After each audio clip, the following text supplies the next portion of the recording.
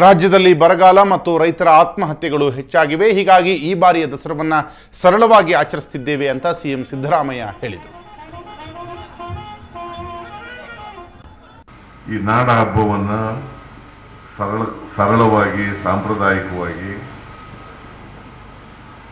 ಆಚರಣೆ ಮಾಡತಕ್ಕಂಥ ಪರಿಪಾಠನ ಕೂಡ ಮಾಡ್ಕೊಂಡು ಬಂದಿದ್ದೀವಿ. ಈ ವರ್ಷನೂ ಕೂಡ ನಮಗೆ ಮಳೆ ಆಗಲಿಲ್ಲ. ಭೀಕರವಾದಂಥ ಬರಗಾಲ. 176 ತಾಲೂಕುಗಳಲ್ಲಿ 136 ತಾಲೂಕುಗಳು ಬರಗಾಲದಿಂದ ಪೀಡಿತವಾಗಿದ್ದಾವೆ ಅಂತೇಳಿ ಘೋಷಣೆ ಮಾಡಿದ್ದೀವಿ. ಈಗ ಬರಗಾಲದ ಕಾಮಗಾರಿಗಳನ್ನು ಕೂಡ ಪ್ರಾರಂಭ ಮಾಡಿದ್ದೀವಿ. ಮತ್ತೆ ಕರ್ನಾಟಕದಲ್ಲಿ ನಾವು ನಮ್ಮ ಸರ್ಕಾರ